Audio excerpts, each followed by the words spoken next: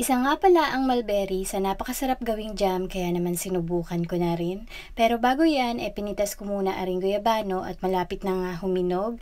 Naisahan pa nga ako na ring lipa at hindi ko napansin at anong katipaman din. Nakakatuwa nga din aring mga abukado at anong bababa nga ng bunga at karamihan nga ay madali lang talaga pitasin. Hindi talaga nawawala ng mga prutas din sa bundok kaya naman mamaya pag uwi ko ay marami na naman akong madadala. Pumitas nga ako dyan ng ilang pirasong abukado at pahinugin ko nga sa bahay para may panggawa na ulit ako ng ice candy o di kaya ay ice cream para may makain naman ng mga bata. Inaloko ko pa nga yung kapatid ko na nagakopras at ako nga ay masagpi muna at na makabahagi din at mamaya nga din ang timbang na rin. Siguro yung tadad ko din kanina ay baka naka 50 din ako doon. At pagkatapos nga namin mananghalian ay dumiretso naman kami maliligo pero dahil nadadaanan namin aring mulberry kaya sabi ko sa mga pamangkin ko ay manguha muna kami bago maligo. Marami din kasing bunga kaso ay matataas kaya kailangan talaga na may aakyat. May ilan-ilan ding piraso na hinog na naaabot ko pero karamihan ay hilaw pa ang iba.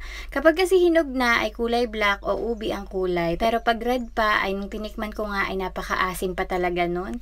Hindi nga rin daw nauubusan ari at ang sipag nga talaga mamunga.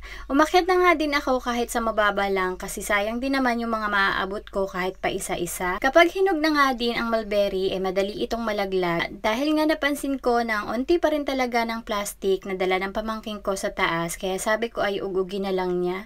At nung inugog nga ay ang daming nalalaglag kaso ay wala naman kaming pangsalo kaya paglaglag talaga ay nababasag tapos sakto nga na nakatapat sa mga buhanginan kaya sobrang dumi talaga. May ilang napapag-ari pero karamihan ay kahit hugasan ay hindi pa rin maganda kaya sabi ko ay tama na rin siguro yung nakuha namin. Hindi man karamihan pero pwede na rin. Pagkatapos nga namin manguha ng mulberry dumiretso na kami pagligo at dahil nga palusong ang daan at hindi pa din masyadong sanay ang aming driver kaya sabi ko ay maglalakad na lamang ako at malapit rin lang naman. Hinugasan ko na nga rin dito ang mulberry at isa-isa ko na din tinanggal yung pinakang tangkay niya para pag uwi namin mamaya ay alutuin na lang. Pagkatapos nga namin maligo ay naglakad ulit ako paahon naman at doon na nga lamang ako sa patag masakay. At pag uwi nga namin ay nagpahinga muna at umidlip lang ako ng konti at ako nga ay magaluto ng mulberry jam para sa aming merienda. At dahil konti lang naman aring alutuin ko kaya pamihadang walang matitira. Bali dun sa 1/4 nga pala na asukal ay hindi ko pa rin nilahat at ayoko din talaga na sobrang tamis.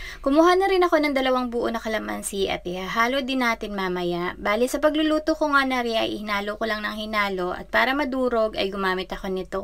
At nung kumulo na ay inilagay ko na rin yung 2 kalamansi na kinuha ko kanina. Hinayaan ko lamang kumulo ng kumulo at hinalo ko rin lang ng hinalo hanggang sa maging ganito yung texture niya. At sa pagkakataon ngang ari ay mukhang pwede na ang aking mulberry jam. Bali first time ko nga rin lang gumawa na rin pero tingnan nyo naman talagang tinapay na lamang ang kulang. Pero pwede ring papakina lang sabi ng pamangking ko at sakto din lang talaga ang tamis. Ganito nga kadami ang nagawa ko dun sa mulberry na pinanguha namin kanina na hindi pa nga napuno yung 1 cup noodles pero nung nagawa ko na ang jam ay madami rin pala. Sabi nga ni Mia ay hindi daw siya nakain ng mulberry pero nung ginawa kong jam ay siya talaga yung mas maraming nakain. Duhat jam naman daw sa sunod and yun lang for today's video. Salamat sa panonood!